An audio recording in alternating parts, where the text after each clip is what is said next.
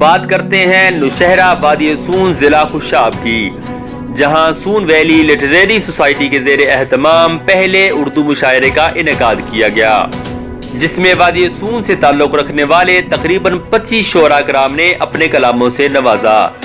اس society کی بنیاد جون 2021 میں شارق میاں عزیز اوان نے رکھی تھی۔ اس ادبی نشست و مشاعرہ میں صدر ملک سلطان اکبر اوان، مینیجنگ ڈائریکٹر شارق عزیز میاں اوان اور کوآرڈینیٹر عثمان مانی نے سون ویلی لٹریری سوسائٹی کے اغراض و مقاصد سے آگاہ کیا اور آئندہ کیے جانے والے لائحہ عمل پر شرکاء سے رائے بھی لی۔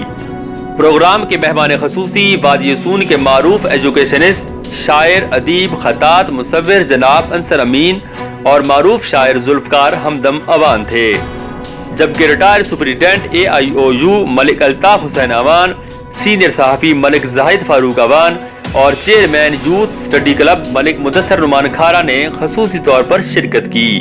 نظامت کے فرائض حافظ الیاس حافظ نے سر انجام دیے۔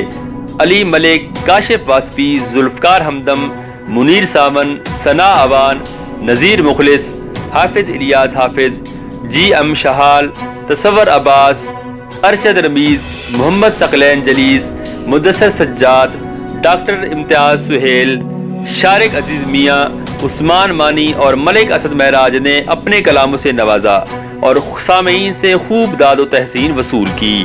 آخر میں انصر امین صاحب نے اختتامیہ کلامات سے نوازا۔